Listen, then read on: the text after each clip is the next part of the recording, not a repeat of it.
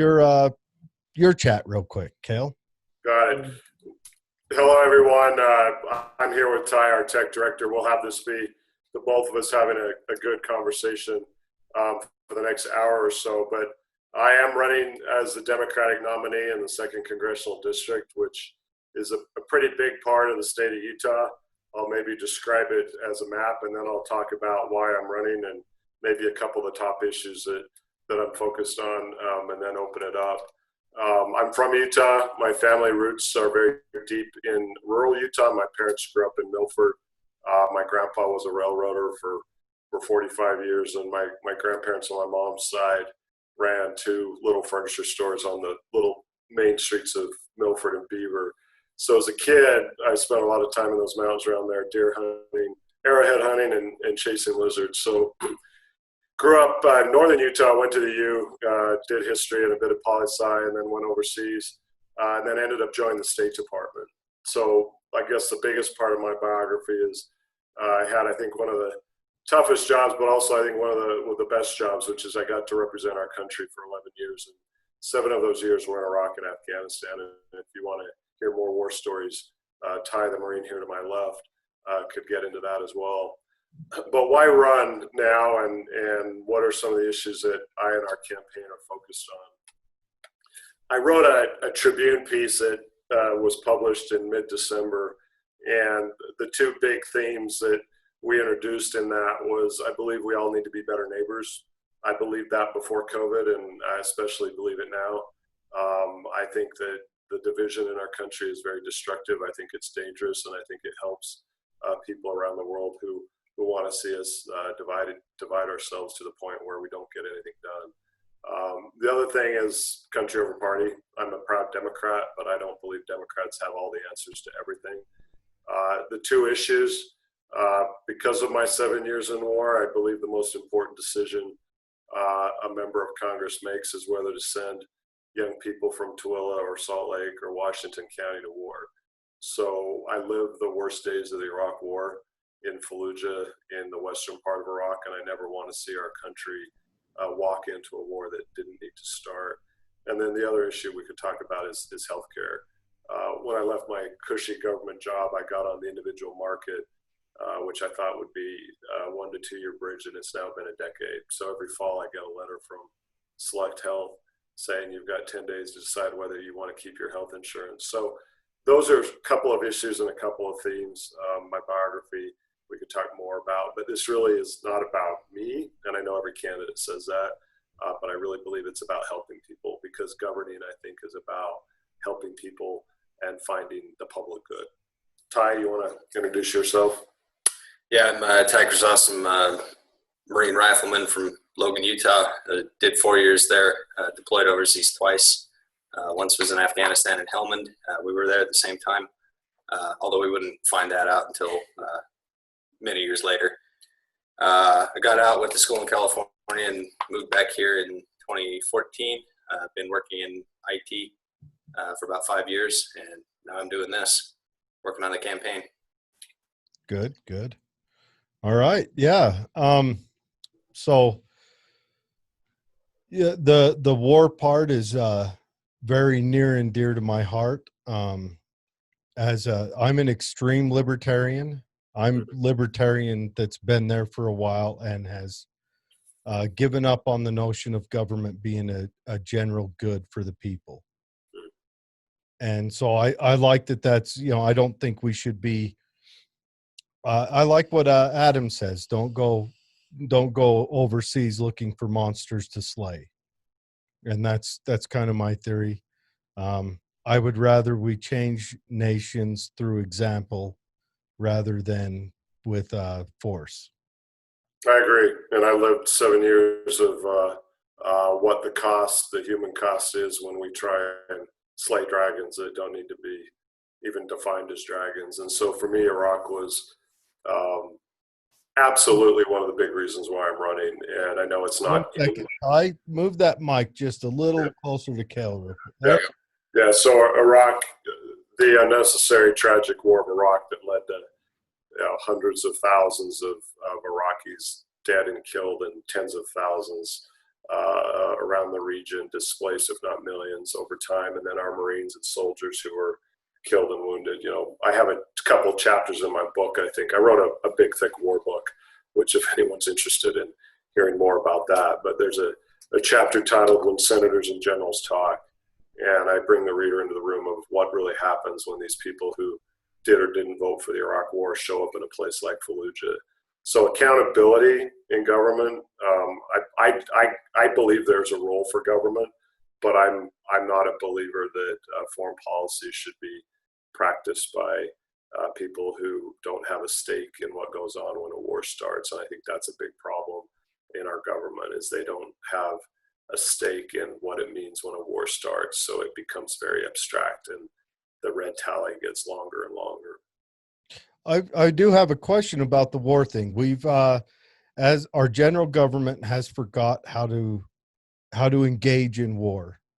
Our Congress declares wars, and it seems like our presidents declare police actions or whatever else, and then our Congress just, you know, goes along with it. As a congressman, I know there's a few other congressmen that are working on pulling that back into the House of Congress. As a congressman, you know, what will you do to jump in on that? Will you team up with Rand Paul and some of those figures that are trying to wrestle that away? Yeah, I mean, you've raised a good point about what is Congress not doing right now, and it really is, I think, a failure of both parties, not just the Republicans. Oh yes, it's a yeah. So the authorization. Long term. It's not. You can't pin this on anyone alive. Yeah. So the authorization for the use of military force is called the AUMF. It was basically passed not long after 9/11. If any military police action around the world, you spin the globe and you put your finger on Yemen, or you put it on North Africa, or you put it on a place even like Iraq or Afghanistan, any president's going to say that, you know, basically 50-word authorization for the use of military force gives me power to do X, Y, and Z. So there's been a failure in Congress, I think, to be a check, because presidents love power, and there's a hell of a lot of power in the White House. So one of the things I would commit to do is to, since I know where all the literal bodies are buried in foreign policy, I would make sure that there's a check there as much as I could. I'd like to see that brought back to Congress, because the way it stands now, the president will use the Congress as a scapegoat for it, prior, during, and after, and the Congress will use the president as a scapegoat.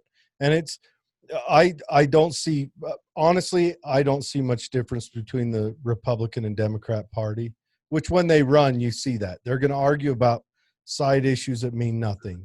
You know, 2% tax different rate, or abortion. Why is abortion on a national level? That means that should be dealt with. Honestly, that should be dealt with at a county level. You know, it should be, if Salt Lake County wants it, they get to hold the clinics, they get to do all that. If Tooele County doesn't, they get to withdraw from that.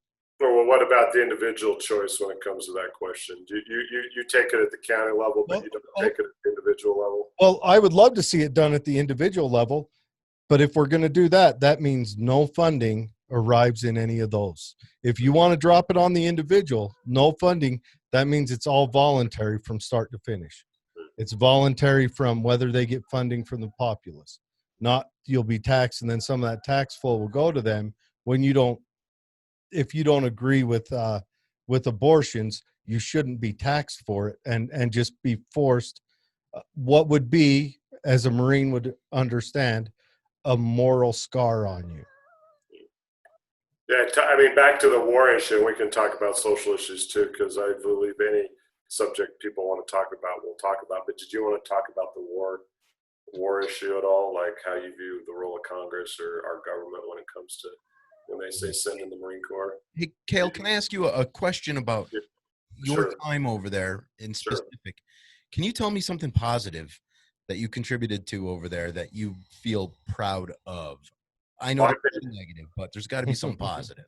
Oh yeah, absolutely. In fact, I'll send you both a copy of my book, and we went through the worst days of what war means, and then by the time we get to Afghanistan, there's some better days. So when we go to war, our military goes, but there's also, I think, what the American government and Americans we try to do, despite ourselves. There was a lot of effort on education, and I could talk in specific details about how when you would see whether it was Afghans or Iraqis have opportunity because we were there, you could see that the human capital is how I would put it was being developed.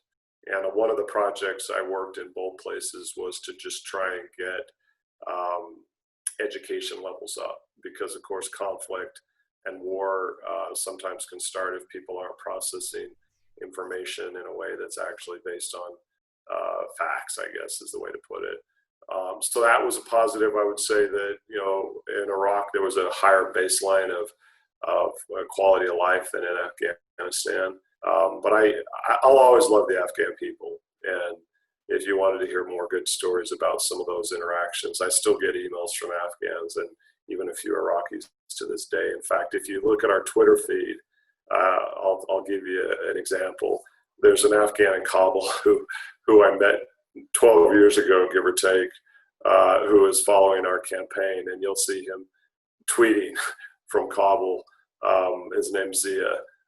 So those friendships are long lasting, and I think that while our government made a lot of mistakes in these wars, you had good people trying to do the best they could. And I saw a lot of Marines actually build very strong relationships with their Iraqi and Afghan partners, as did I. So I separate out the Afghanistan war from the Iraq war. I think the Iraq war was entirely unnecessary. I think at the beginning of the Afghanistan war, there was a need to do what we did. It was then handled very badly after, but I don't consider them to be the same. But I could give you more examples of the positives. There's two sides, I think, of America's role around the world. We can intimidate in a very easy and quick way through our military, but there's also we can inspire. And to your point earlier about leading by example, I agree. I want to be a country that people look to and say, hey, they're far from perfect, but they got some of the big questions right, or they're trying to. Yeah, I agree. Would it have been cheaper to send over a battalion of Seabees to build schools? Oh yeah, and I worked with the Seabees in both wars very closely. In fact, that's an impressive engineering unit. And well, I mean, we could have done other things. We could have gone over and said, "Hey, look, these guys out in your desert there, we don't like them. So how about we trade? We'll, build a road from one of your three cities to the other three cities. Let us go round them up and figure and police them up, and we'll get that sorted out. But then, and while we build that, we say, hey, while we're here, let's drop a school in. And yeah, they've got a culture that maybe won't let females go, but as we educate the males, we can bring up all the boats. We can bring the females in, make it like a secret 10-year plan of good, not a secret 19-year plan of dog shit. Right. Yeah, and I think there's a lot of lessons we need to, and what you're talking about, I agree with. We need to look back and say, hey, a lot went wrong, and we need to be honest about how that happened. And that war in Afghanistan is still going on, and it's basically approaching almost 20 years. Yeah. That's a long time. And in Iraq, I always say part of my goal in these wars, I was a bridge between the Marine Corps and the local population. So if you think about being pulled on both sides, I write about what it was like to have a mayor assassinated or 5 city council members killed in one way or another, and then stand up and say to the next part of the bench, hey, don't worry, you need to work for your city. So war is the most serious business I think our government gets involved in, and that's a big reason why I'm running. And I'll make a final point, which, when I started, people would say, Kael, you're so serious. Well, I'm like, well, no kidding. I mean, governing, in my view, is a very serious business, especially when it comes to issues like war and peace, and is our country going to choose to go to war with itself or not, in fact. So I think being serious about government is actually one of the things in my biography that I'm talking more about, because it took me 11 years representing our country to understand where we failed. but also sometimes where we succeeded. Yeah, I'm a straight shooter. I don't kid anyone. You know, if I lived where all of the problems were, I write about it and I acknowledge it. yeah. When it first started, I was a young guy. I worked for the DOD at the time, and I was, I was all for it. But since then, after you see the toll it takes on your population, the toll it takes on the debt of the population, and the toll it takes over there, we haven't brought them peace, or and I'm not a banner waver for democracy, because again, we've gone over this. I'm a libertarian. um you know I believe in having clear, outright laws. I don't like the idea of 51 people being able to enslave 49. That's, but anyways, I started losing faith, say around 2007, and Yeah. then I fully turned my back on all of it about 2010. So I'm Right. about 10 years into libertarianism. Right. Dr. Ron Paul was a Right. big converter of mine, and then there's other people, and they're mostly in the libertarian intellects, but I don't see any reason why. I mean, like right now, even I look at the invasion of Afghanistan and see that as an utter failure. I can't imagine a 20-year war with the cost for both sides, and the sacrifice, and the moral scarring it's caused to young men, and then to bring them home. And what outcome do we have of it? That now we're friends with the Taliban to fight someone else? Is that how it goes?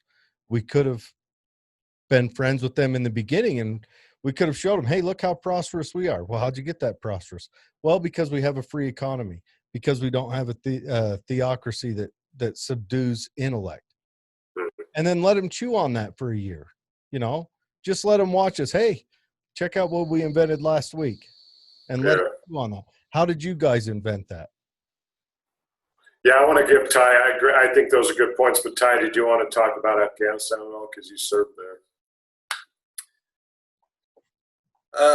Yeah, Afghanistan. It's a hot place, Yeah. dusty. Yeah, so cold when you get high. Yeah, and real cold when you just flip over to the winter months too, even way out there in the desert in Helmand.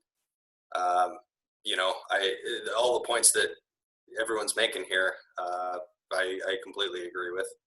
I think it's hard time that we take a real serious reexamination of things like the authorization for the use of military force, as well as,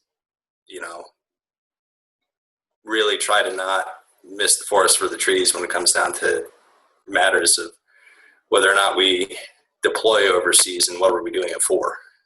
So, yeah, and how we. Yeah, if you can't answer the question, to the American people, you can't answer the why.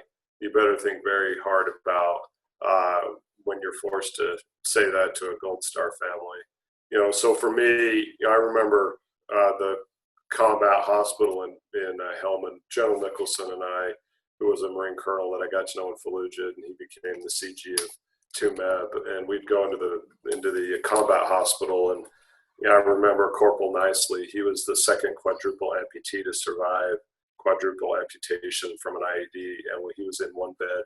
And then across was a young Afghan kid with a stump, playing with his stump. And if I remember right, it was probably because of our ordnance falling on his village. So that's all in the same room. So the human cost of war is what I feel like I could bring to Congress, because I think those debates in Washington get very partisan, they get very petty, and they actually get very pitiful because these people don't understand what war really means. And so that is one of the big reasons why I'm running.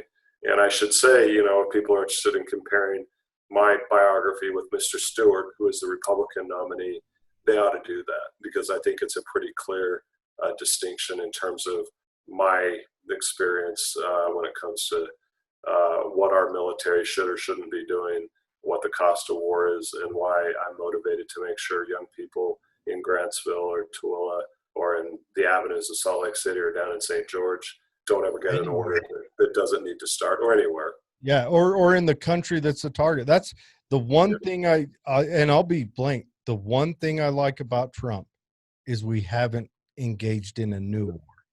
And that's he's talked about it, but he hasn't done it. And I agree. Yes. As long as he doesn't do it, he's got those voices in his ear. You know, he's got Mattis over there. I want to leave Syria. Well, then I'll quit. Then he's like, quit. You know, and that I appreciate. He's not engaging in new war because, one, it's been proven it doesn't fix them unless you want to go into an all-out nightmare, and you better have a damn good reason, like Adolf Hitler. Well, also, Jared, think about this. At this point, what we all should be asking ourselves, as a libertarian especially, what's in it for me? What is in it for me as a citizen? Yeah. What is in it for me at this point with all this nonsense, all this spending? I mean, we just robbed 3 generations of fetuses with very nimble fingers. You think it's just 3? At least.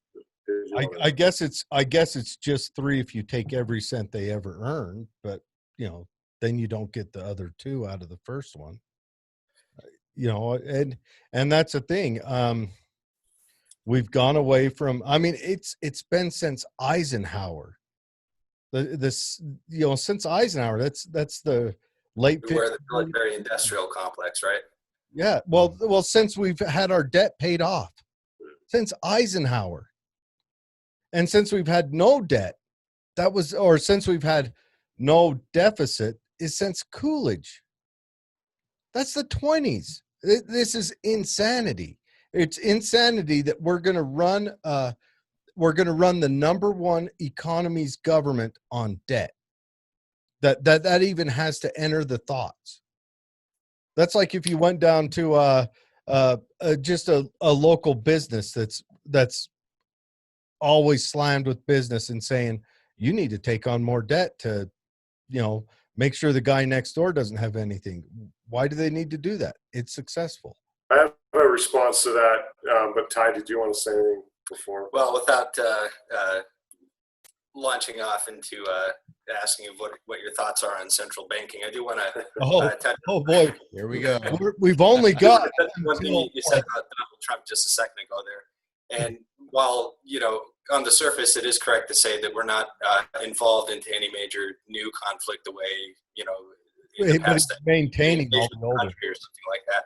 Remember that the United States and special operations and stuff like that are involved into conflicts in almost every country around the world, and we're not really hearing about it. I mean, things have just gone really dark in ways that should be alarming to everybody, and hardly anybody is really. Yeah, get us out of Yemen. Let's start there.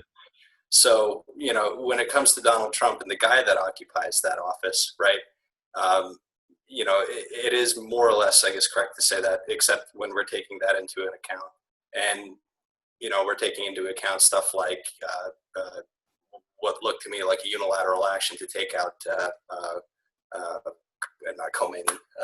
In Iran, the Iranian general. Yeah. Oh, yeah. Soleimani, thank you. Yeah.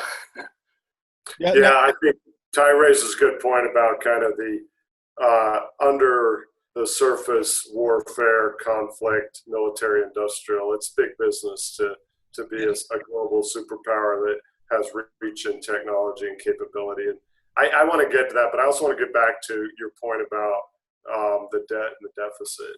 So as a student of history, I guess I would put out there, and as someone who is a proud Democrat, when you had about 1 out of 3 people unemployed in the 30s after the Great Depression, our government had options, and one option was to do nothing, which I guess strictly speaking would be a libertarian approach.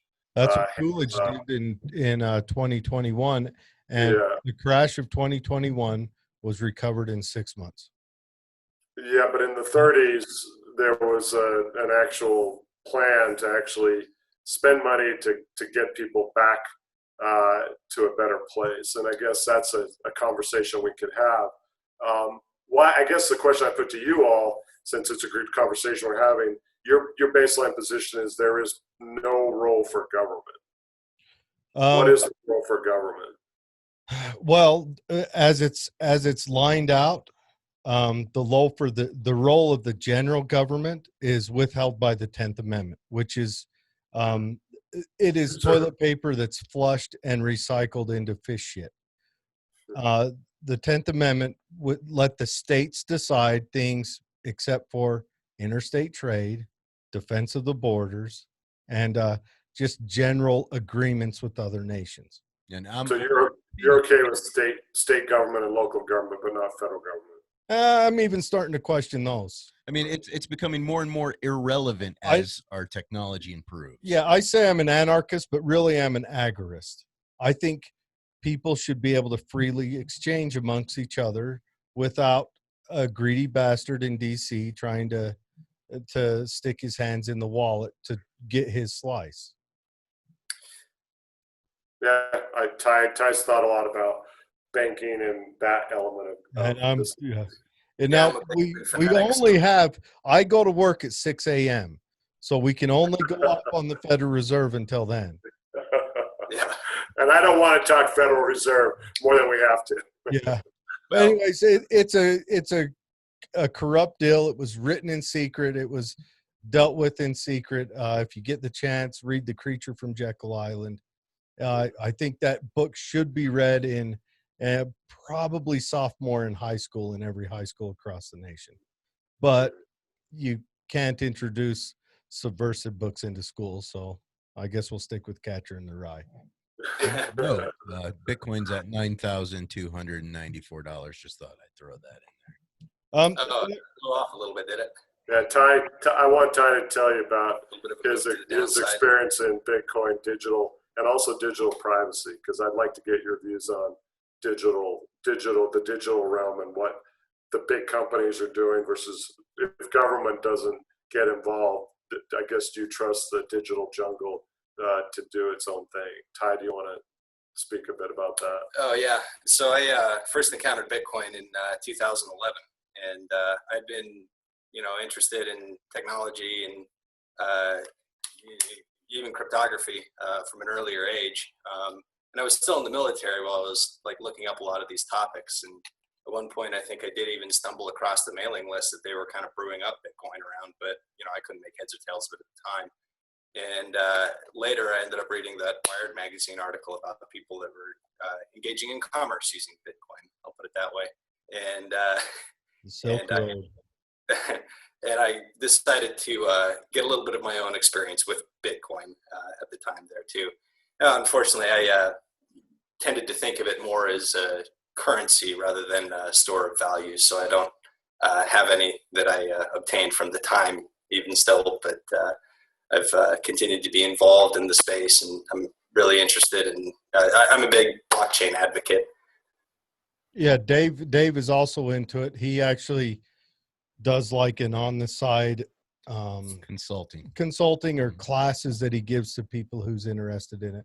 Oh yeah. I have a little bit of money in Bitcoin. I have mine all above board, government. I have it all above board. Taxes were paid.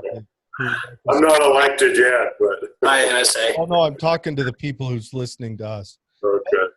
No, I like the Bitcoin. Now we could go into the different amendments. And it's a scary thing.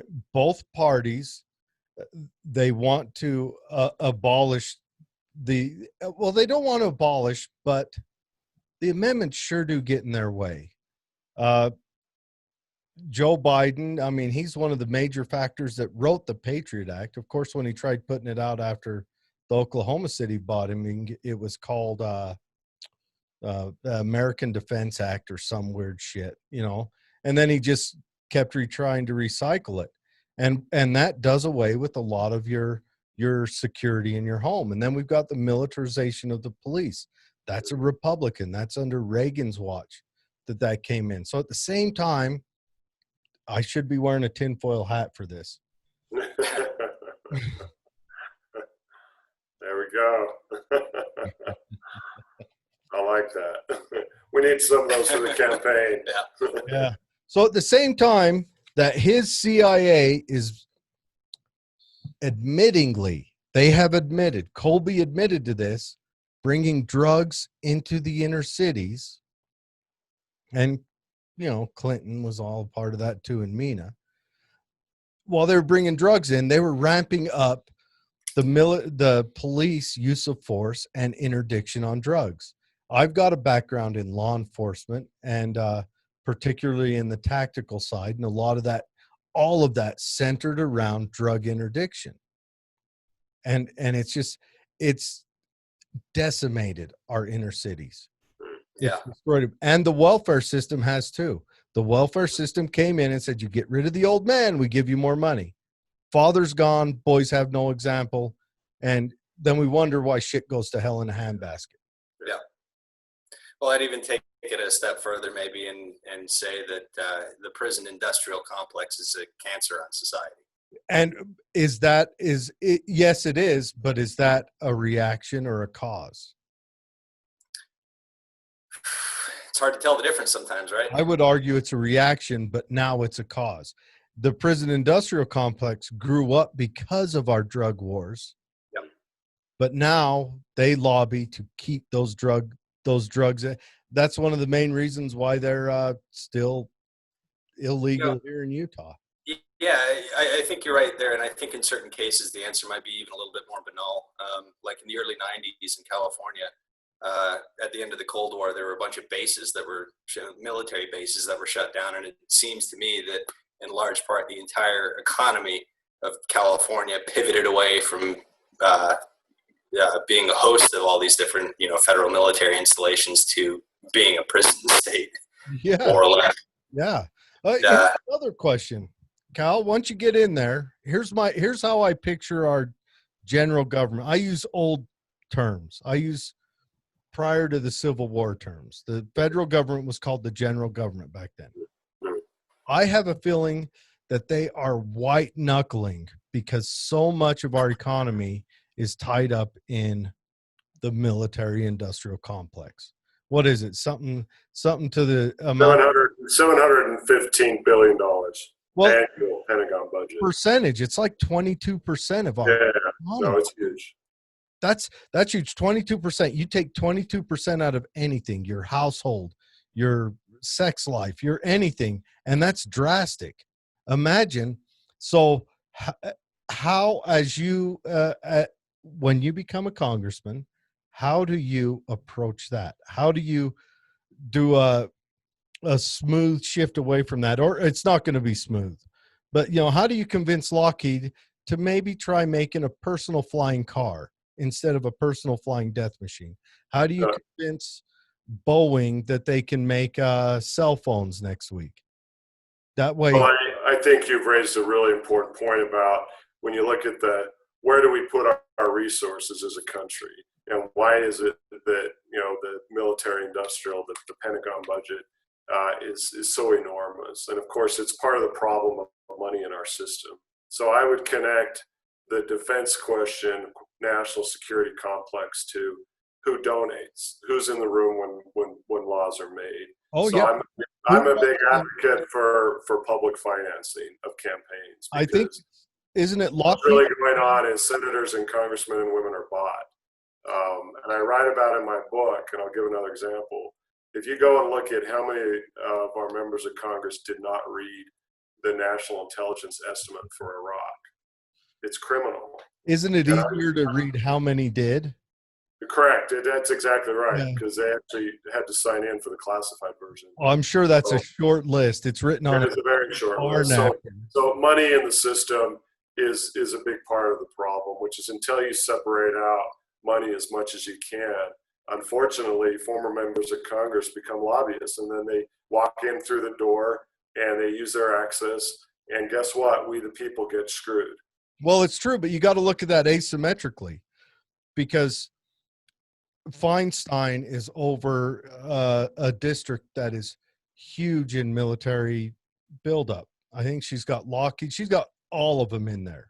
right? She's got General Electric building the M1 Abrams engine. Yeah, she's in California, so it's Yeah. the whole But she's got all that. Now, I'm just using her as a focal point.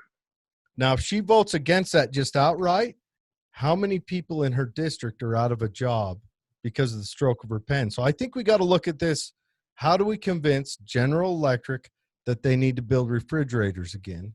How do we keep these guys employed so they still have their jobs, they still have their pay, they're still producing, they're still providing GDP for our nation, but we pull it away from a destructive economy to let's go full on capitalist consumer economy, and then we can move to a calmer economy later. But that way we don't lose that GDP from that area, because regardless, Lockheed doesn't even have to talk to her. She's not going to vote it away, because that's how many people in her district are going to lose a job. And Jared, you're missing the point of why these companies are too big to fail in the first place, and why they can't stop getting funding. Is you have all these individuals, very high IQ individuals with lots of military intelligence, lots of military technology. What With a Cold War hangover. if we stop funding them, and they kind of have us this way. If we stop funding them, what will they do?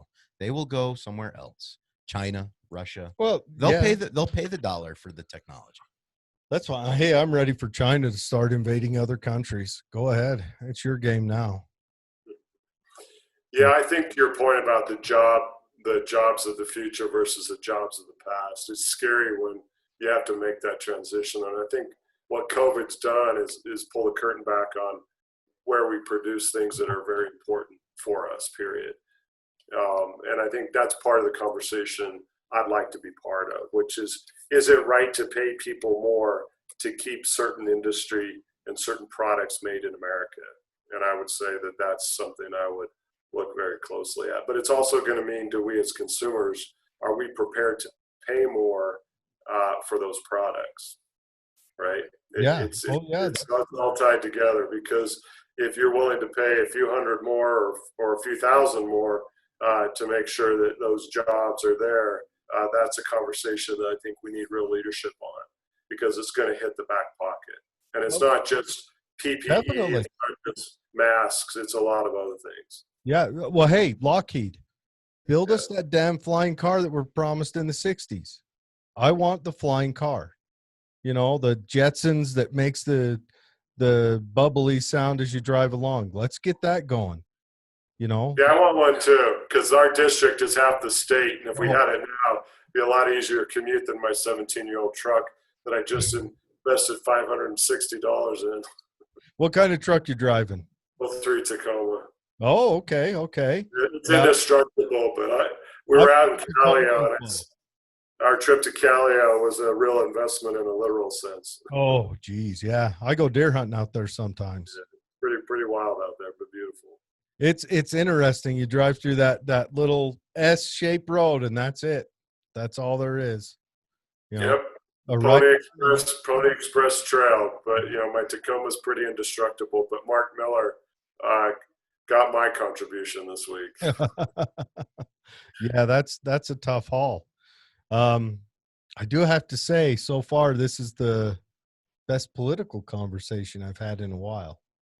I want to interrogate you guys a bit more too. So I like the libertarian angle here. So my question then goes back to when you view government, you say that national security, defense, maybe having a military that can, quote, defend the country. But what else, if the government's going to be limited, what else should it do? I don't want a standing military. I want it to all be National Guard and Reserves. Who's going to build the roads? Sorry? Who builds the roads? There's the next question. Who builds the roads? Yeah. Down to brass tacks, who builds it? A construction company, right? Yeah. Can't they be hired by the people on the street or the local business that needs it? Maybe a road will be located in a better location. Wouldn't it be cheaper to have a flying car?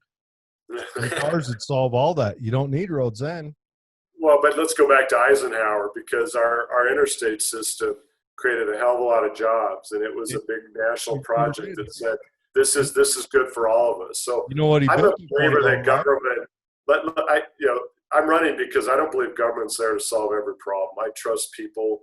I trust voters. Do you know But I why think, Eisenhower built the interstate system? I'm sorry. You know why Eisenhower built the interstate system? It was for military application. Damn rights. He Eh, made it. It was mandatory. What was it? Every 4 miles, they had a 1 mile stretch of straight interstate, no matter where it was. If they had to carve through a mountain, Yeah. they had to build it so they could land aircraft there. I think it was only like 30 pages worth of legislation too. Yeah. That laid that entire. Yeah. But again, I think that investment is where we try and look at, if government needs to be, quote, limited, if it's going to do limited things, they should be important things. And that stuff I'm fine with. I mean, I look back at Jefferson and I'm like, Jefferson was great, except for the Louisiana Purchase. Now, the Louisiana Purchase long-term is a good thing, but what he did is he gave Napoleon a buttload of cash that he didn't get authorization for so that Napoleon could continue war. Against the British. I think at that time it was against the Germans. Okay. I don't know how we felt about them. Who knows? Maybe that was a strategic move on our part as well. Back then, we didn't feel any way about anyone. We didn't care. Two big oceans. That helped. Yep, two big oceans. And there's no reasons why we just can't build.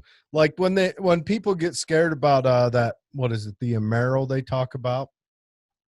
Us kind of economically binding with Mexico and Canada, that doesn't scare me at all. Now, I'm not an open borders libertarian because we still live in a heavy social security state, and I think that's a lot of cost that is incurring on people to say, "Oh yeah, come on over," and incur more cost on our people, and and I think we've got to decide on one or the other, but that's just my opinion. Lots of other people's have lots of other opinions, and I'm open to them. I think if we can cut back on war and defense spending, I think that's a step in the right direction. I agree. Here. Put And that on record. And as a Democrat, you've got to stand alone. If you're going to cut back on defense spending, you've got to reinforce the Second Amendment. And are you willing to stand alone? Because that becomes the defense. Well, I don't view that. Ty we get asked about guns a lot, and I grew up hunting. There's a photo we'll send you of me shooting a .22 at the age of 6. I'll tell you a story. When I was seeking the Democratic nomination, my parents sent it to me. And I said, "Oh no, the base of the party will think it's child abuse, but for the general election, it'll be great." So I grew up with guns. In fact, I give Ty a hard time that I think I grew up guns earlier than he did. Probably not. I learned to shoot at 8 on an M1 Garand. Okay, yeah, I'm not there, but I learned my dad had guns in the closet. They weren't in a gun safe. The bullets were overhead. We all knew it, but I think that this is an issue though where our country has a consensus that more probably could be done. Training and education is an important place to start, right? I would like to see fathers in the home. I taught my son gun safety. I was a weapons instructor for a SWAT team, and I passed that on to my son when he was real young. I've got the evil black big magazine banana crazy looking stuff laying around my house. He understands what they are. Yeah.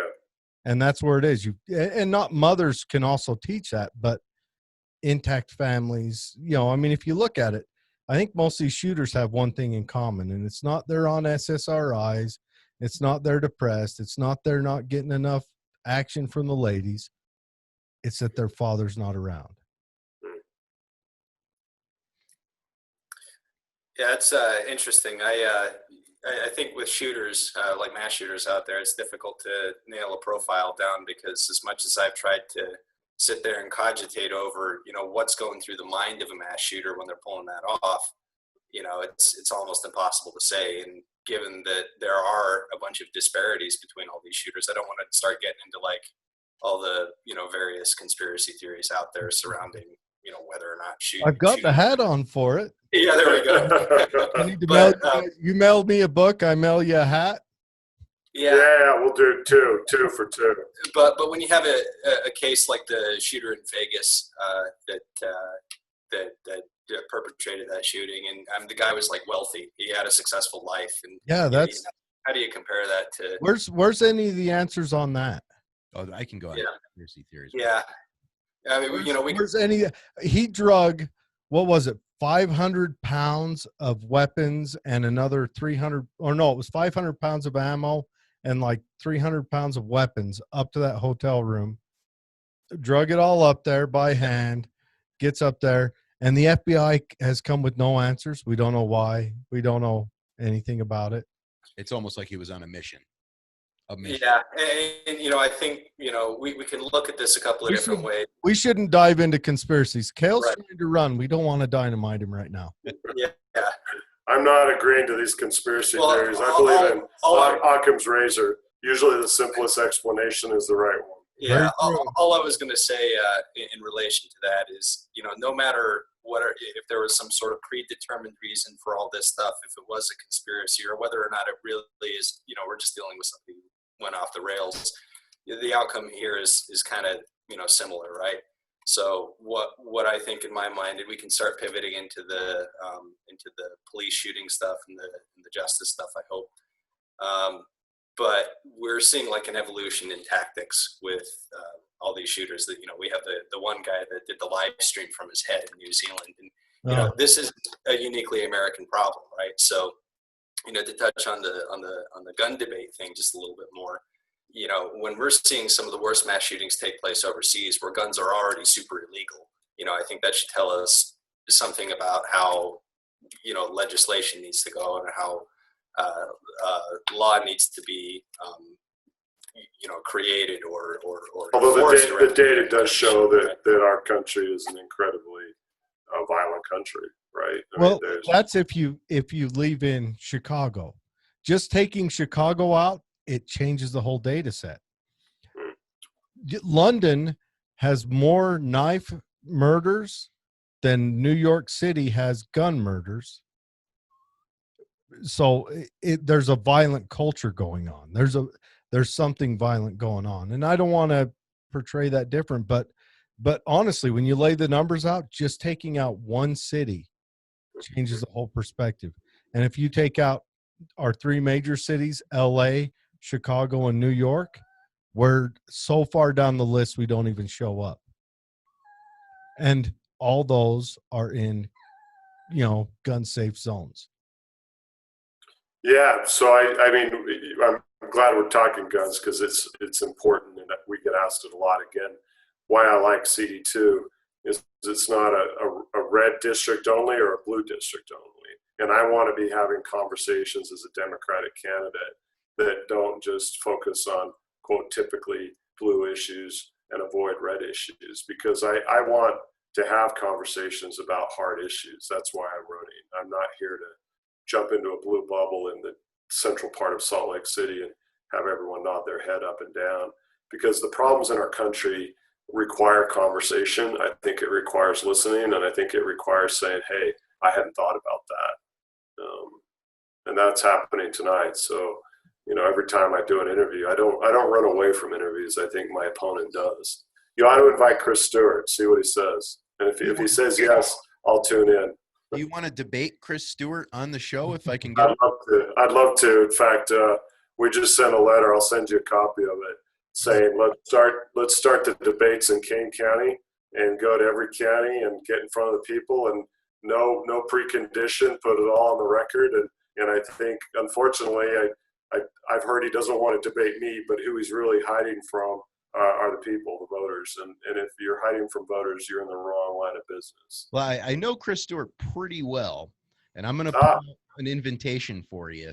And if I get him on here, let's do a simple, 10-question debate or something like that. Absolutely. How do you know Mr. Stewart?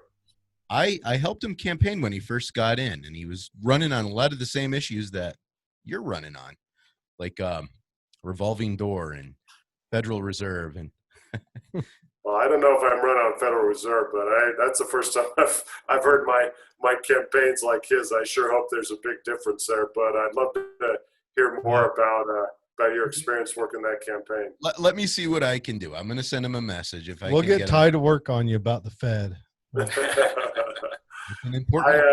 I believe that, of the parties that are out there, I'm proud that the Democratic Party, my party's tried to look out for the little people, the working guy, and that's true. If you look at labor, the state of labor, why we have a 8-hour day and kids aren't, in sweatshops in America, it's because people stood up and said that's not right. Well, actually, why we have an 8-hour day is because of Henry Ford. He made that decision, and everyone emulated him. Yeah, but there were pieces of legislation that had to go through to make sure they copied his plan. And well, he did that for a reason. The reason he paid as well as he did was because he wanted them to buy a Ford Model A and drive it, Henry Ford blazed a lot of that. I dug deep into labor issues, and I'm not saying the Democrat Party doesn't have a role or doesn't have a historical role in solving a lot of labor issues, because they do. And in a few instances, they have lost their place. But I've always seen the private market blaze the trail, and then a different party followed them. A different party took that idea. The child labor laws, those all came about kind of naturally. They started going that way as technology grew through the Industrial Revolution.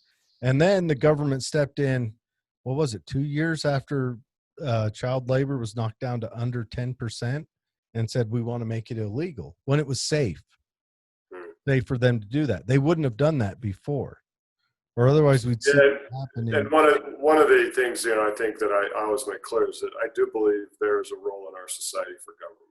I mean, I'm very clear on that. I was in the executive branch for 11 years. And when you represent the United States of America around the world, to an earlier question about the positive things, when my dad was in Vietnam, he was a sergeant, the moon landing was going on. And I think there's these two tensions in our country, which is we're an empire. We're a military empire. Oh yeah, we're an empire. But we can inspire too. So when that flag, and I believe it was on the moon, I know some people don't, but when that flag and the plaque on the moon happened, my dad was in Vietnam, and that's the disconnect. We said we'd come in peace for what? For mankind. And down below, there's this god-awful war called Vietnam going on, where my dad and two uncles fought. In fact, another reason why I'm running is I had an uncle who was a county commissioner down in Beaver. He enlisted right out of high school, went twice to Vietnam, had a sucking chest wound, almost died over there. And when he got back to Beaver County, he said, hey, I'm going to get involved and try and help the people here. So, anarchy, I believe anarchy, no one wins. Anarchy is, to me, a threat to what tries to bind us together. So I'm not saying any of you are anarchists, but that's because you're used to the Molotov throwing communist anarchy. I come from a different school. I come from a Murray Rothbard, a Ludwig von Mises. It's a whole different anarchy. Just the translation in Latin alone kind of explained it to me when I first dissected the craziness. Give me the Latin roots. I don't know that. Do you know the Latin roots of what is the Latin? Without leader. So anarchy, an is without, archy is ruler. So if you have monarchy, it's one ruler. Right. Oligarchy, multiple rulers. Anarchy, oligarchy is rich rulers. So basically, you're not a slave to an individual system or person, but you still have rules as an individual. We all have rules when we interact with society. If you riot in Tooele, you're probably going to get shot. Yes. So you trust the individual to my version to do the right thing, or individuals between individuals. Well, my version of anarchy doesn't riot. It trades. It goes up and it says, hey, Dave, I want to buy that pen. I will give you this cap for that pen. And Dave says, his cap is not worth that pen. I'd say, okay, I'll add the bottle of water in with it. and then it's worth the pen. And then we do an equal trade. And there's no force and no coercion. Now, does it get messy? Is there a lot of things to think about? Yes, there is. How do we get there?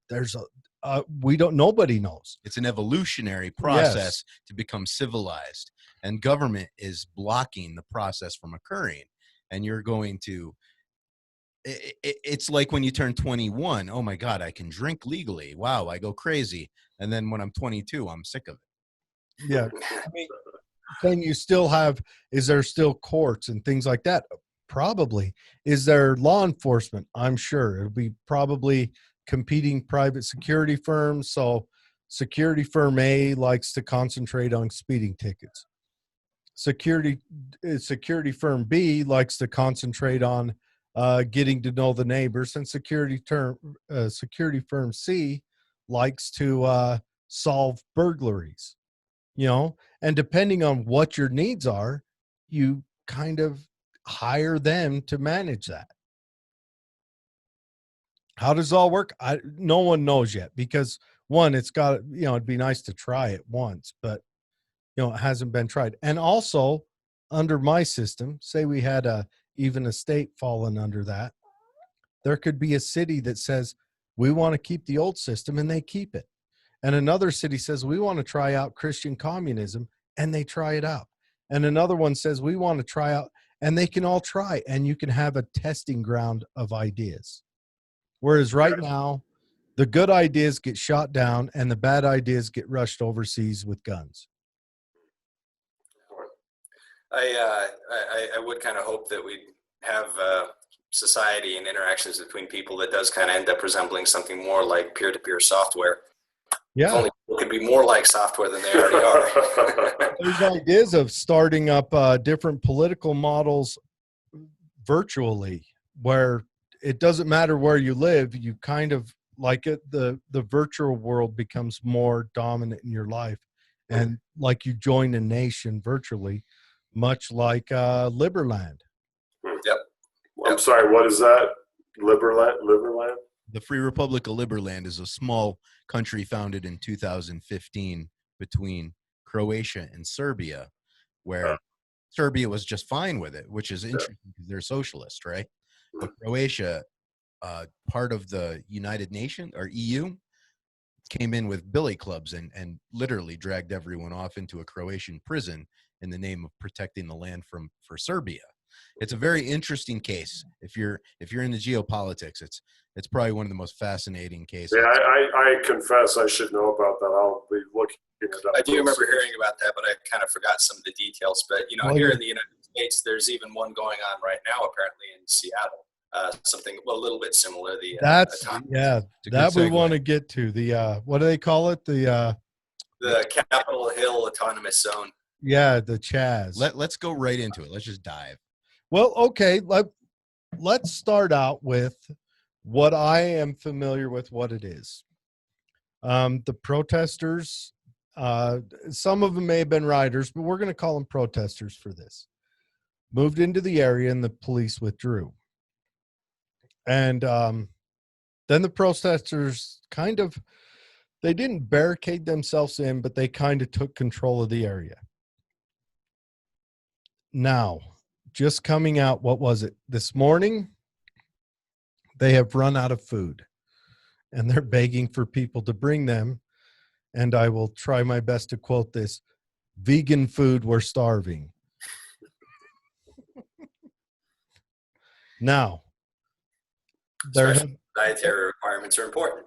Yes, they are. They're not setting up trade with the outside world and anything else. And I understand gathering a place and setting up a place that fast is hard to do. That was impromptu. And it wasn't planned for. They didn't plan for it. It's not like they said, okay, let's get a trucking line or 7 pickups to go down to Walmart and just pack the beds full of grain and whatever. It was an accident on all sides. There have been reports. Now, do I believe these reports wholeheartedly? No, because the reports are coming from the police who lost ground, but they're saying that that the controllers of this are going around to different businesses and residents and demanding money to keep in operation. That may be true, that may be false. I'm not ready to judge that yet. I'd like to see what actually comes out from the Yeah, it's hard to tell some of this stuff when I think the details are still emerging, and it's hard to know what sources are credible. Yeah. But one of the other important things that I think does need to be brought up is that there are armed people walking around, and I don't mean law enforcement or National Guard or anyone like that. There's a bunch of armed civilians walking around. That's how they're keeping the police out. Declaring essentially that this area has been taken by force, right? Is it by force? Is it taken? Not taken by force, but rather will be. Held by. Yeah, exactly. And I'm interested. Here's what I want to see happen. I want to see our general government pull back. I want to see the general government and also the state government say, okay, you know what? Let's reach across the aisle. You guys try this out. Try out your idea. Try out your design. Because what if we discover there is a better method in there? Yeah, I kind of suspect that that's exactly what, the police withdrew from this and said, okay, just stand this one down. We're going to let it play out. Yeah, and I want to see it, because what if we discover something better? I'm just spitballing. This is not something I've played out deeply in my head, but what if the police break up into a couple different branches? You have an investigative branch that deals with burglaries and after the fact stuff, and then you have a security branch which does your tickets and your presence, and the marked vehicles, and they're totally separate from each other, and you've got two different departments that don't pull from the same management. Yeah, siloing things by function like that's an interesting idea, and I think some sort of disaggregation of a lot of the functions of policing, particularly if you want to remove a lot of the drug war stuff from it when we talk about police reform, or I think the idea of abolishment of the police in general is something that's easy to shorten. It's easy to become shorthand, and it's easy to put that out there as injecting into the conversation. But I think at the end of the day, the best outcome that we really can hope for here are going to be some pretty broad reforms because it has to happen now. And it might happen by state. It might happen by city. You might have one city that we're fine with the system we have, like Tooele, rather small, maybe not much changes made, but it might, like in Chicago, the South Side. I think, here's a crazy stance. I think we should look to Portugal for our drug reform model. Yep. I don't know if you're familiar with Portugal's model, Kael. No, tell me. Legalize everything. All that money that was poured into SWAT teams and poured into interdiction gets poured into the medical side. It sounds to me like a legitimate area to look at. On my view, I do think, I'm very clear. I'm running. I spent a lot of time in Marine Humvees, and we don't need to turn our streets into a mini combat zone.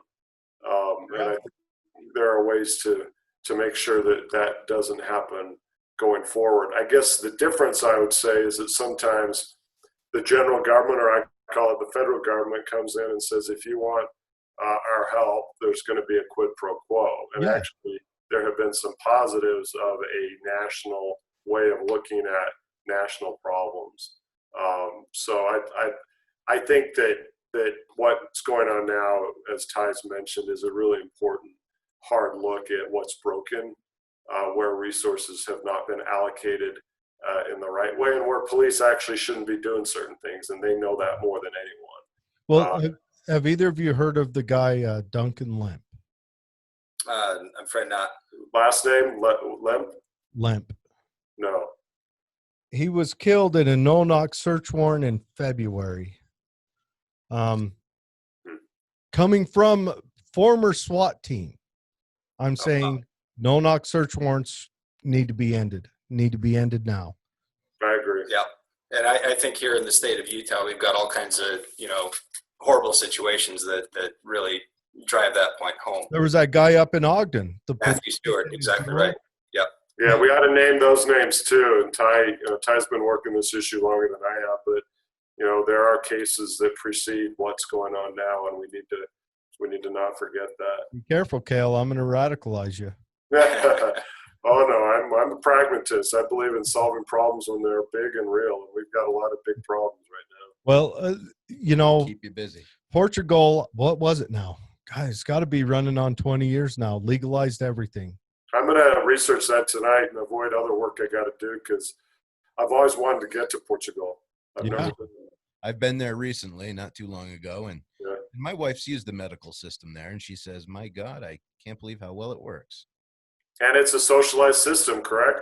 It is. All right, so let's not forget that if we want to talk about the VA system, we could look at examples of what is a priority for a community and how do we get there. Socialized systems also carry other complications. Homogeneity of your populace makes them run a little bit easier. Sure. Yeah, I mean, a small Nordic country is very religion. different than the United States, but it gets to what is government for. I guess I believe there's a role for government. I think it needs to be smart, and it needs to be fair, and it needs to be not overbearing, but I believe there's a role. I think our socialized system could work if we operated on the state level. If we tried it on the federal level, I don't think it'd work. I think it'd incur a lot of problems. Well, I think that what we all can agree on is that the system is incredibly inefficient, expensive, and you've got almost 30 million Americans who have one option, which is go to the doctor, go to the emergency room, go and get something done, and you're going to go bankrupt. And we all have personal examples, but when my dad was diagnosed with lung cancer last fall, when he finally got the "this is not a bill" receipt, I was just talking to him this week, and it's over $200,000. And he said, "Hey, the moral of the story is don't get cancer before you're 65." Well, guess what? A lot of people get cancer when they're 20. What if we? That's what I'm fighting for. I'm fighting for the healthcare system is bankrupting a lot of people who deserve better. What if I also implored you to look at certificates of need and the restrictions on how many medical personnel, i.e. doctors, are allowed through the medical system per year at the same time? The colleges, they only allow X amount of students. That's how they keep that's all fair, right? Low so that the demand is high, and that's a huge part of it. It's very. There's the legal dimension. There's the lack of transparency. It's incredibly complicated, but incredibly important. And I think what COVID showed is if your health care is tied to your job for a lot of people, guess what? You lose your job, then what? Yeah. Right? Yeah. I mean, where do you guys get your health insurance? Can I ask? Do you mind? I get mine from my job, but where'd they get them prior to 1943? Correct. But I mean, if you lose your job, do you lose your health insurance? I'm sure. Because you're not 65 yet. I mean, No. we're all getting old, but you're not 65. I'm 44. Yeah. I had to go out of the country. Sorry? If I had to, I'd go out of the country. That's what's happening. A lot of that's going on, and I believe that that's not right. But a lot of out of country come here as well. Those that can afford to get into the specialized care. I have a family member that came down here from Canada, and I think it was a brain tumor. And the doctor down here said if you'd have stuck with the schedule they gave you up there, you'd be buried. Yeah, I just think that when we're living in a society, I actually care about people down the street, because I think if we educate ourselves and say K through 12 makes our communities overall better, I believe that public health we're lacking on. And COVID has really demonstrated that. The meat plant up in Cache County, if you followed what's going on there, if you happen to be Latino, guess what? Who's fighting for you? No one. And that's not right. Have you ever looked into the how healthcare was generally provided prior to the 40s? Sort of, but give me your take. You know, when you drive through a town and you see all those signs, they're old signs, but they say Rotary Club, Elks Yeah, Club. I'm a Rotarian. Yeah, that's where the healthcare came through, and all the study shows that they were paying, what was it, for a year's healthcare coverage? They were paying that whole year what amounted to 1 day's wage, and the Rotary Club would have a physician that was the Rotary Club's physician, and the physician shopped for it, and it was the physician's kind of their schools that went through the government and lobbied to get that shut down. And if you want to bring in immigrants to America, just brain drain the entire doctor community of the world, and we could easily solve our shortage that way too. But that's I hurts them. Haven't seen anyone suggest that. Yeah, these are all challenging policy issues, but if anything, I like hard challenges. That's why I'm running. Too much for one man to take on. That's yeah. I don't think you'd live long enough to even read through what's holding our medical system down. But it's the right fight, I'll tell you, because I don't believe people should go bankrupt over lack of access to medical care. It's a right.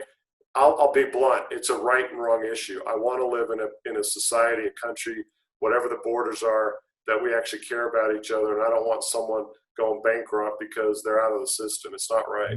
I agree. But in my experience, every time the government has gotten involved in something, it's gotten more expensive. Well, Medicaid expansion, locally, you could argue that the people got a chance to vote. And how did we vote? And then what happened? Our state legislature told us they knew better. Well, how about the colleges? What was it, 82 when the government started guaranteeing student loans? And from then, our college price has gone up. That's fair. I agree. And when I had my $25,000 of student loans, guess what? I only paid it off when I got to Baghdad. And I remember I was talking to my mom on the phone, and that was back when the green zone was starting to get hammered, and it was a mortar that landed not close by. And I thought, I'm not ever going to recommend anyone go to a war zone to pay off their student loans. But I was very happy when Nelnet out of Iowa got my last student loan payment. Yeah, so it becomes a business, and I'll tell you, money in the system. I'll go back to it. The government. Are you in favor of more amendments? I don't know. What do you mean by more? Constitutional. Do you think sometimes we need to get back in to the original document and say, hey, liquor's good, liquor's bad? We've done it over alcohol. No, I'm not in favor of that. We had to write 2 amendments to make a mistake and then to correct it. Right. I would. About Citizens United. What's your position on Citizens United? The Supreme Court case that was one justice, where they gave voice to corporate money, that basically unlimited corporate money. Unlimited amounts to affect our politics. Corporations are people. They made Mitt Romney a person. Hey, Mitt's showing some courage. Let's give him some credit. The hell if he has. Mitt Romney is just a corporate head. That's all he is. He'll follow if. Yeah. Anyways, he's butt sore he lost the election. Anyways, I don't care for Mitt Romney because he would sell out for a nickel on anything. That's all he would do. But that's just my opinion. I'll be honest. I'll take Mitt Romney's side over Stewart's side of what's going on any day of the week. Now, honestly, I don't know that much about Stewart. I know that the Democrat. I work with a few Democrats, and none of them like him. They say he carries Trump's water, and Trump's abrasive. And for me, a person who hasn't voted since Bill Clinton ran, or except when my dad ran for mayor of Grantsville. Oh, I'd love to hear about that.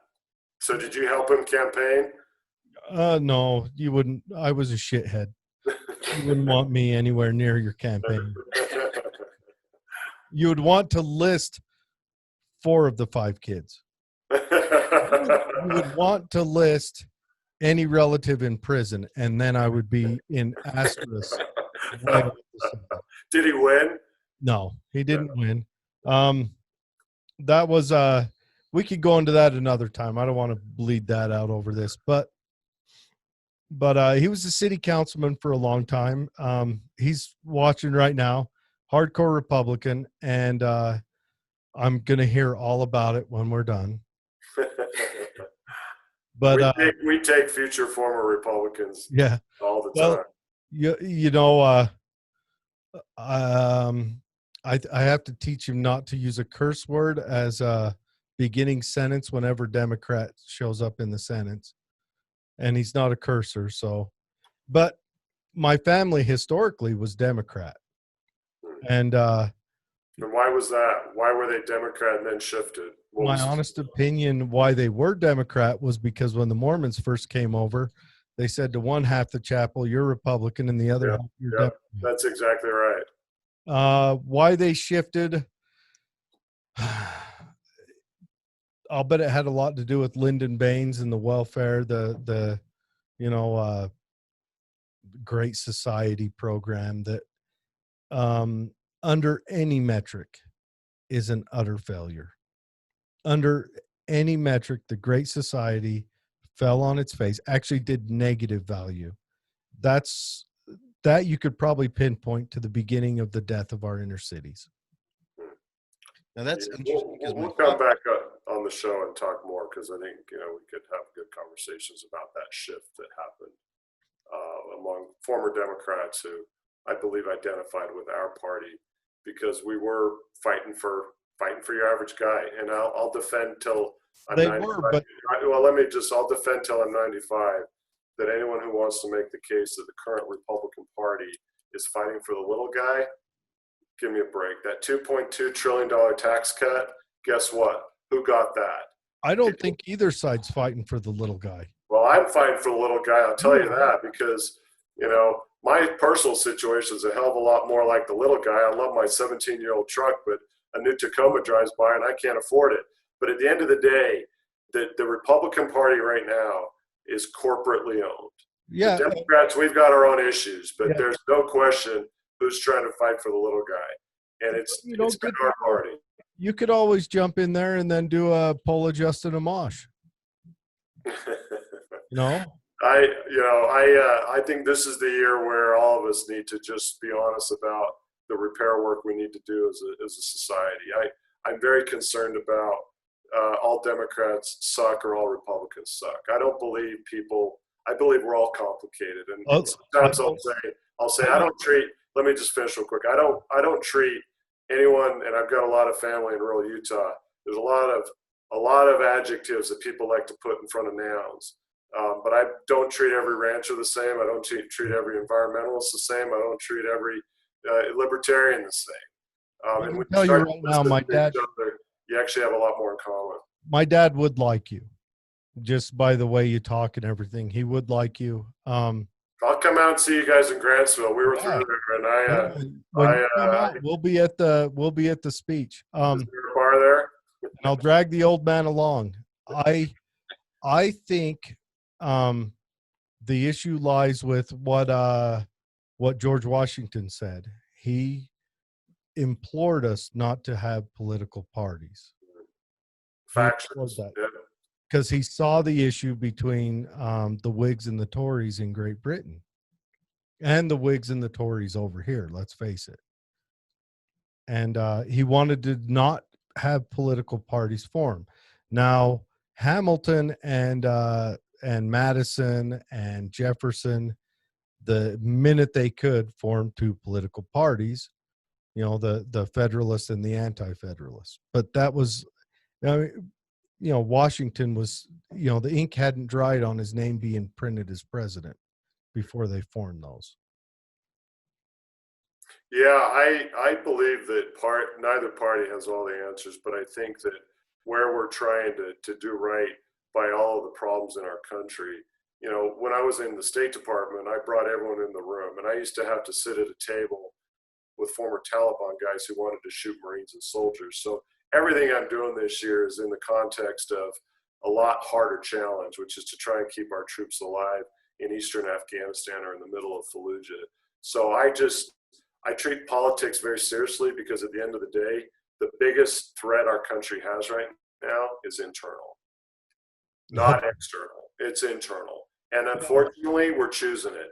And I'm going to fight against the divide that a lot of people around the world are cheering us on. As we get on our Facebook and our BS social media and go to war with each other, that's on us. It's not on anyone else, it's on us. And yeah, there's Russian influence, there's all kinds of other stuff on both sides. But we got to wake up and say, enough. I would be Can't go down this road. I would be remiss if I didn't bring up a couple China questions. Sure. The China infiltration of our educational institutions as of late. We've had 3 people sent to prison for it. I think 2 weeks ago, a Chinese national coming from Shanghai got busted with I think it was $30,000 of counterfeit money. Yeah. Yeah. And then there's reports coming out that for the last 6 months, there's been Chinese nationals coming in with COVID virus vials saying they were delivering it to different colleges. Let's put it this way. You know, my old job, I used to negotiate in New York at the UN Security Council for our government. And I saw the shift that was going on with China when they used to actually say, hey, we've got a veto too. I do not believe right now that the problems that are biggest in our country are from foreign governments. There's plenty of foreign governments who are cheering on everything we're doing to ourselves. And yes, do I think that the Russians or the Chinese and others want us to fail? Absolutely. But I don't think that pointing the finger, which is honestly what I believe Mr. Stewart's quite good at. He's on this China task force that's all Republican. And what's the goal of that? Is to say, look at the Chinese. And I'm not saying you're entirely wrong about what's going on at one level, but I'm more concerned about what we're doing to ourselves by choice. I agree. I wonder if China's not going to mold the new empire. You know, we molded a new empire. Prior to us, there was kind of the mercantilistic empire of Great Britain, where they go out, colonize, and they had a mercantilistic economic model. And then we went out and we, as a Marine, you understand that we went out and there was the whole United Fruit fiasco in 1880, whatever. You know, we went out, we used an empire of force, and it wasn't a new model, but it was different than the empire model. I wonder if China isn't going to have an empire of economics. Well, they're playing the long game, and what I'm saying is, you know, what's interesting is I've had to shift from representing our country to foreigners to looking behind me and saying, wow, everything that goes through Congress affects all of us. But I'll tell you, it's good experience, I think, to say I want to represent our district. But I believe that what's going on now is we're so self-absorbed as a country, we're making it easier. Oh, yeah. All that stuff going on, we've got an incredibly self-absorbed leader right now, president. I wouldn't guess call him that, but he's incredibly self-absorbed. We as Americans are incredibly self-absorbed, and we got to get back to where we actually wanted to do good in the world. By example, to your point, more by example, definitely not by force. Yeah. And my honest opinion, I'd be okay if China wanted to take the helm as the empire of the world. And I think we could sit and build ourselves economically and build our relationships on the globe economically. Well, and I would only say that then you look back and say, what are the values that a country stands for or tries to do away with? And, you know, I believe that we've stood up for a lot of important values as a country. Mm-hmm. And when Khashoggi was murdered, we didn't. We had someone say it's all about deals. It's all about money.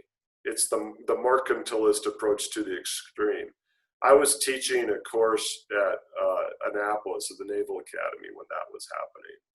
And I said, you know, this is an example of what values do we think we represent, and are we willing to stand behind those values? It's not even about form of government or party identification. It's about values. It's about right and wrong. And I think governing often is about right and wrong. What's the right thing to do?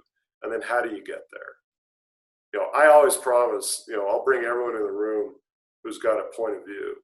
Like I say, I don't think when we're in southern Utah next week that every rancher I meet with, and I'm only one removed from Beaver County, is the same.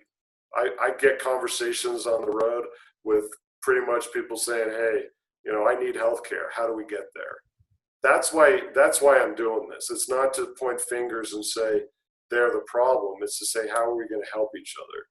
Because that's, I think, where communities are strongest, is when we actually, I'll use a swear word, give a shit about each other. Yeah.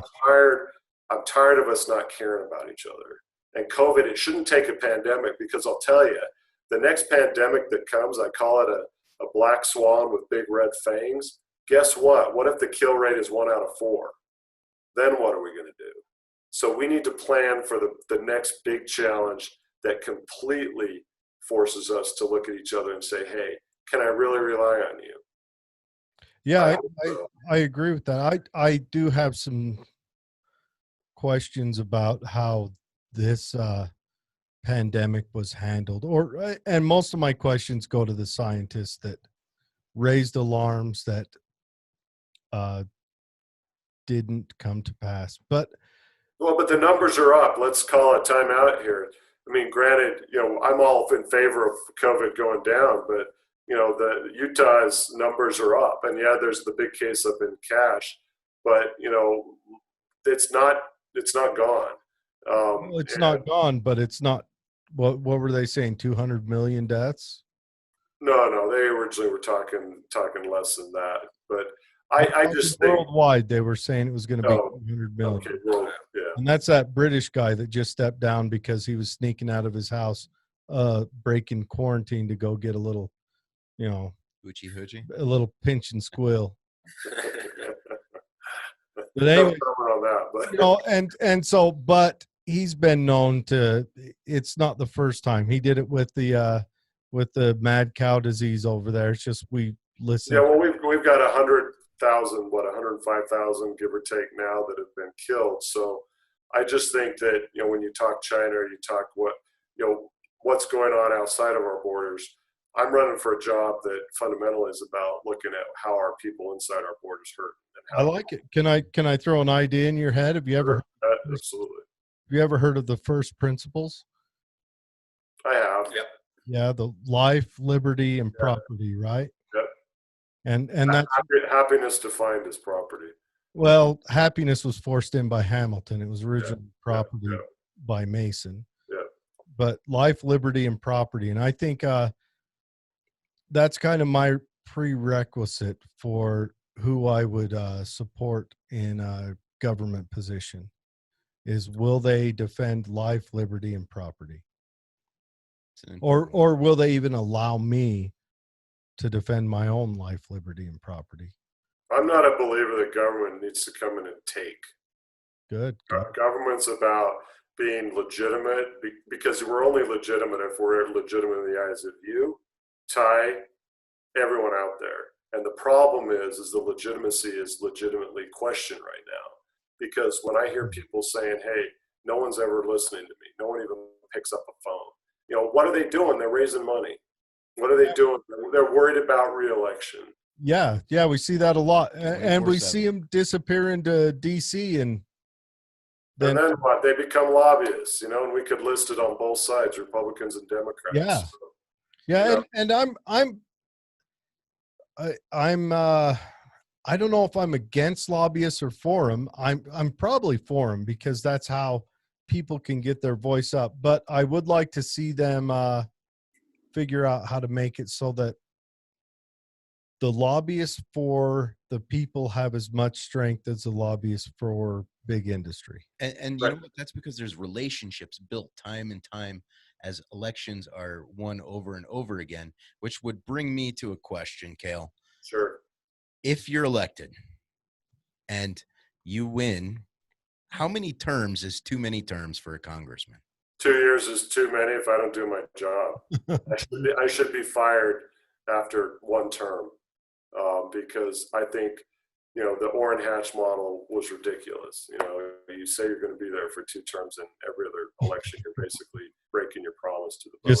Just hanging on. It's wrong. I mean, for me, who would want to live in Washington for a long time? I mean, I love Utah. I love mountains. I love deserts. Why would everyone want to live I've in been there, and really a hot, humid part of the country for 6 months out of the year? You know, I'm doing this, you know, not, you know, when you come up with a list of why you do something and why you don't do something, let me tell you, it was not like heavily weighted toward, yay, I want to run for Congress, but I believe I've got some things to do to help people, also based on a lot of scar tissue of being in some pretty tough places. So running for Congress is not the hardest thing I'll ever do in my life. That's behind me. That's walking into a room and seeing Marines on a table basically trying to be kept alive. So I am running on some fundamental things that are based on a job that I had that I never thought would take me to a place like Fallujah or Helmand. And I keep on saying to people in the district, let's not forget, I'm running to make sure we never start a war that should never start. That's a baseline starting point for me. Well, and then we can talk about these other issues. I'll tell you right there, you had me at hello with let's not go to war. As a libertarian, that's the number one issue. Well, I'll tell you, the only war I would say that, you know, when Hitler declared war on us, we had to do what we did. But other than that, I would say whatever adjective you want, lowercase conservative, anti-war, whatever it is, when you've lived through war, you see what it does. And what it does is destroys people, communities, it destroys futures.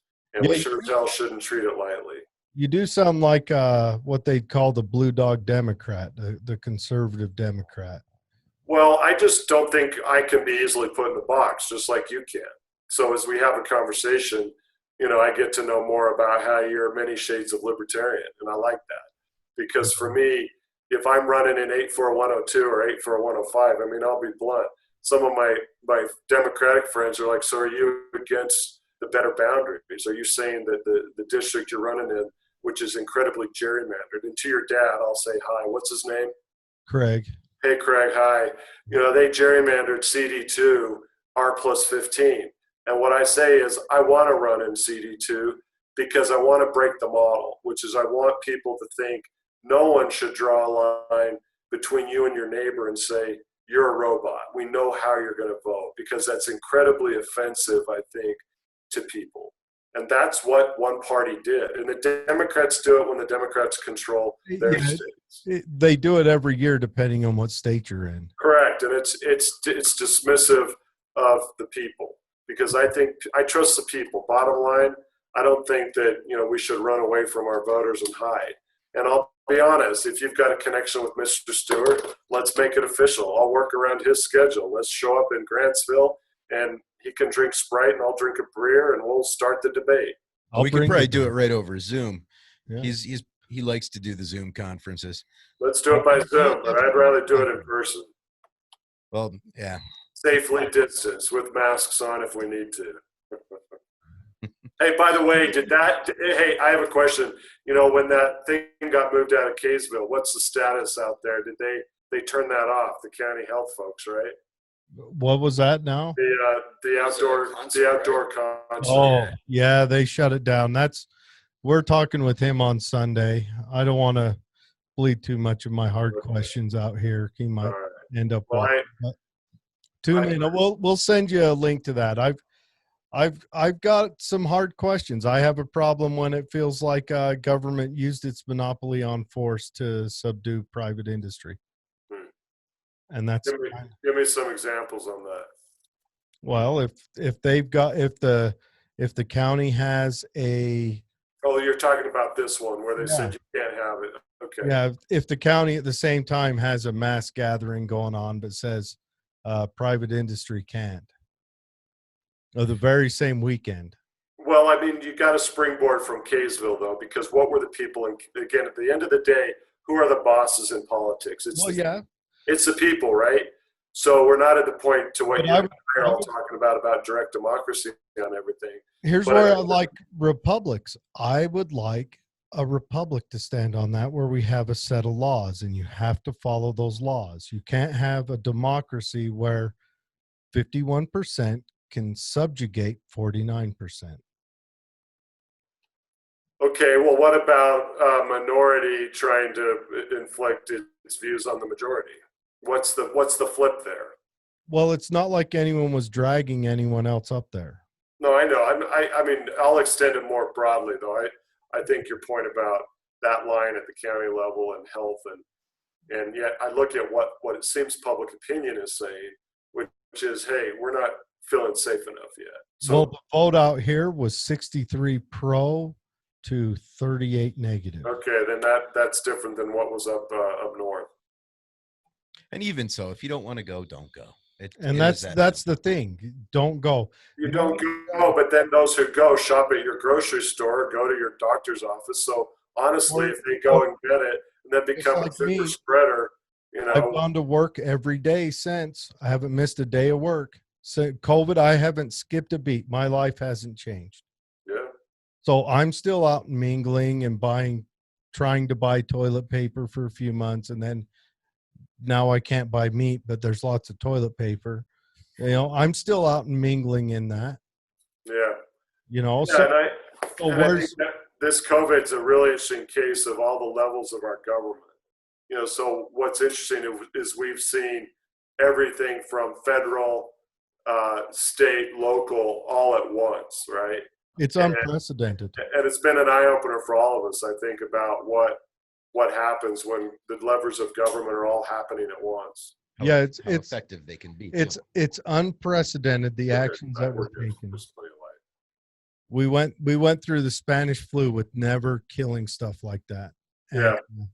And then we come to this, which, you know, the numbers I think break down. Someone I read somewhere that diarrhea kills more people every year. And we had an economic suicide over it seemed like scientist that got hysterical that's been proven wrong time and time again previously.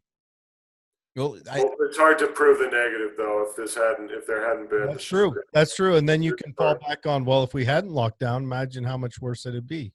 But in government, I never I locked know down. you're not pro-government. In government, I do think you have to err on the side of, hey, you know, this red-fanged black swan could have been the one out of 10. You know, we just the data wasn't there, so we don't even know. I mean, if you look at what the virus may be doing beyond lungs, I mean, we can trade notes about what it seems they're finding out. It's not just lungs. It looks like there's some other issues tied here. So I think our mayors, and maybe this is where we'll disagree, I think, you know, Luz Escamilla at the state level and Aaron Mendenhall and Jenny Wilson, they've made some tough calls. But if they had been wrong and this had been worse, we would be having a different conversation.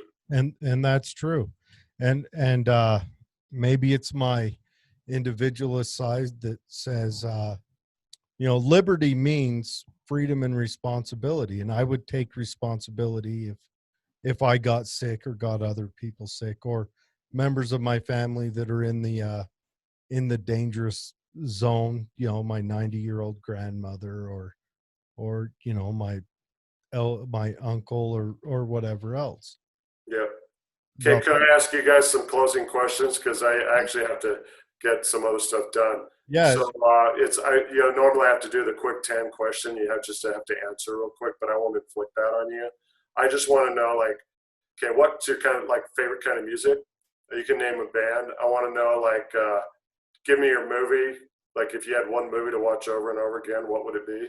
Wedding Crashers. Monty Python, Holy Grail. Monty Python. Okay, Monty Python wins that one.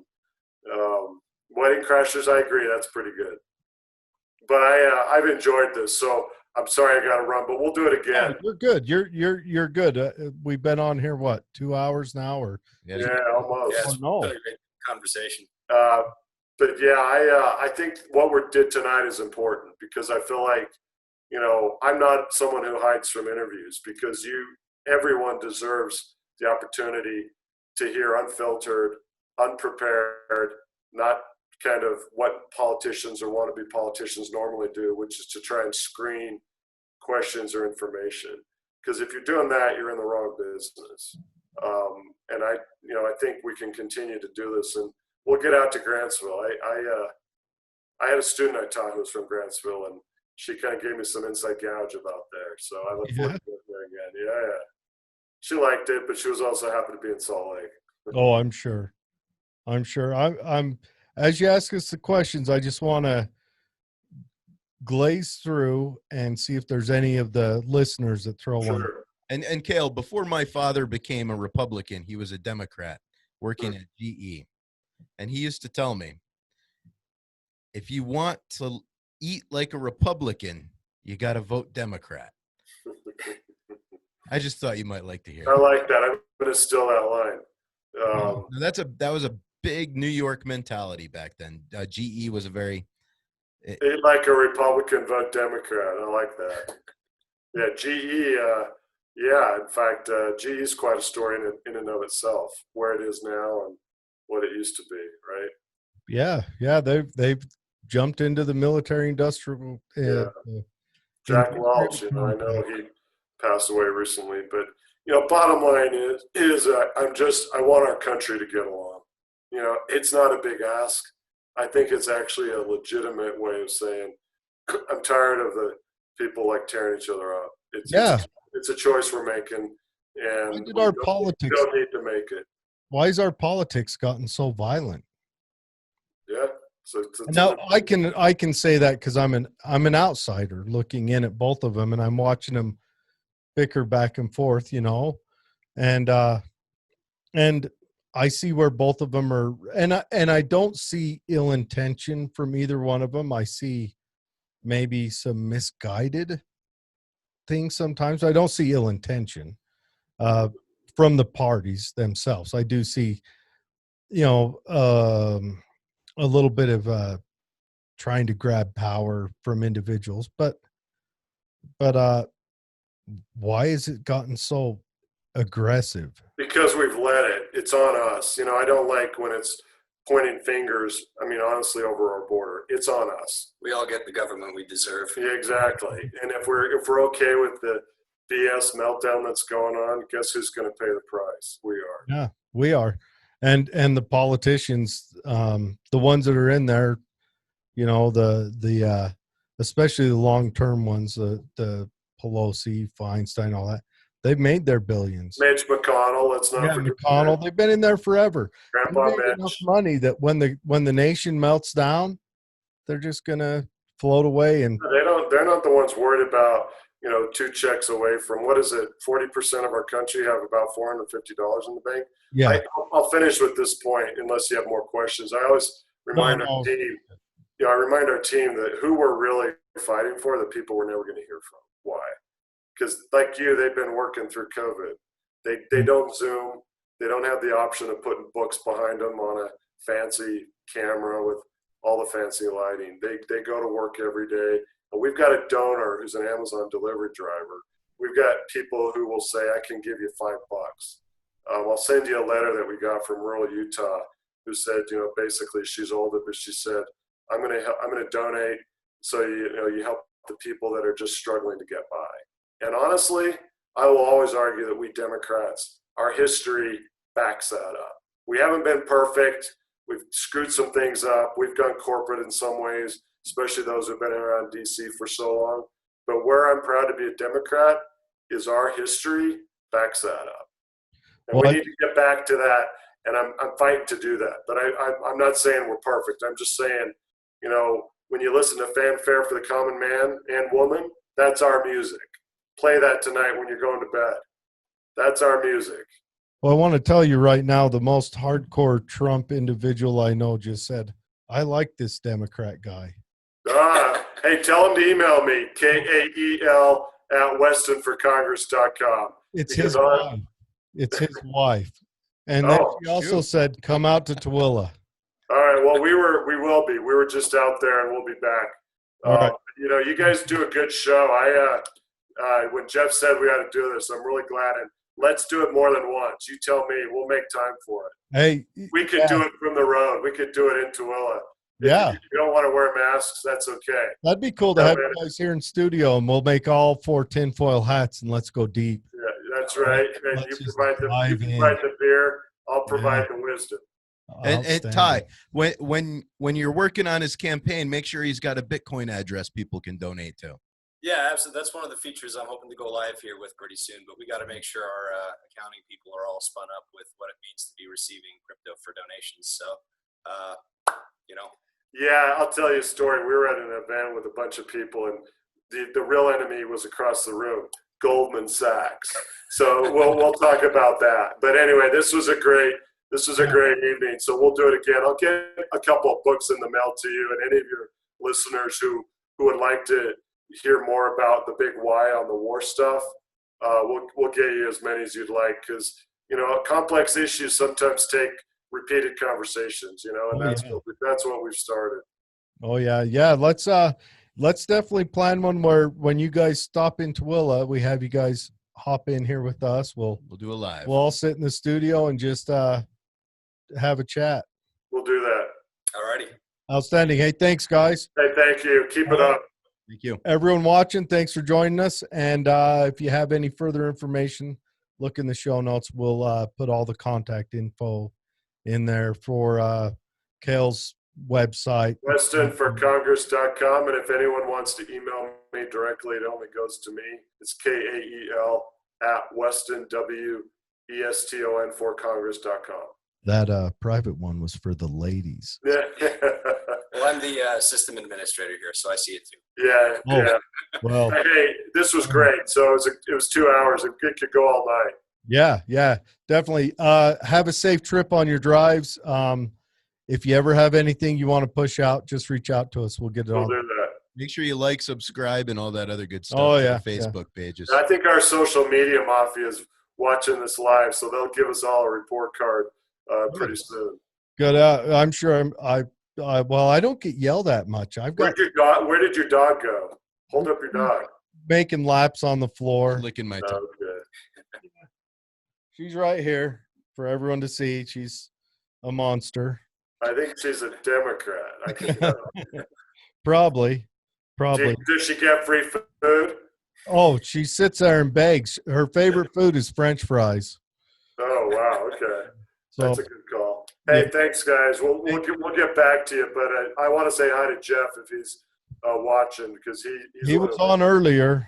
Yeah, he linked us. If you're on there, say hi. Jeff has a whole herd of kids too, so Oh yeah, we did a good video of him. We'll send you our latest message. Yeah. We'll get that to you. I really like Jeff. He was a super nice guy. Yeah, vote for Jeff Saunders out in Tooele. You hear that, everyone? Jeff Saunders out in Tooele. He's a good guy. Yeah, we did an interview with him, and we're going to try to get him on again. I'd like to get a debate with everyone running out here in Tooele on at one time. Yeah, the more information out, the better. Well, and it gives you a chance to get to know him. And yeah, Jeff's here. He says hi. Good. And if you could bring people on, it's the real deal. They're not reading a script, and the questions aren't being screened. And too many people do that these days. And I'm completely anti-partisan. So Who has time to screen questions? I don't know. Your friend, Mr. Stewart. I'll tell you that story next time. Yeah, that we did have an interview with him, and we're hoping to have another, but it wasn't anything near as in depth as this. And Or is fun, or is full of wisdom and edge and personality, right? I like to go deep. I like to. Yeah, you do, and I'm glad we spent 2 hours, because a drive-by would have been a drive-by, and I believe if you're running for Congress, you gotta. Yeah, I shift from fifth gear down to park a lot. Yeah, I'm not a drive-by candidate. Isn't it easier just to put up a billboard if you want to do drive-by?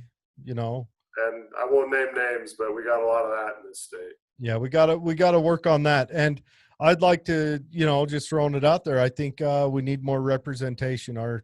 Everyone, the whole nation does. The population's grown.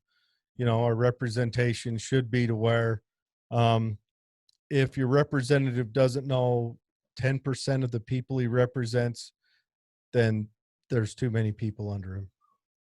That's a fair point about how big is reasonable to actually know, what are the priorities for the people. And obviously in a district of 700,000 plus people, our problem in our system is, if Democrats are only looking toward Democrats or Republicans are only looking toward Republicans, there's a lot of people who aren't getting their voices heard. Am I hearing a new party starting here? Little. What you're hearing is someone who's running to win. Once I'm in, we'll make a lot of the right changes. All right. I like it. I like it. See you guys. Thanks, guys. Have a good night.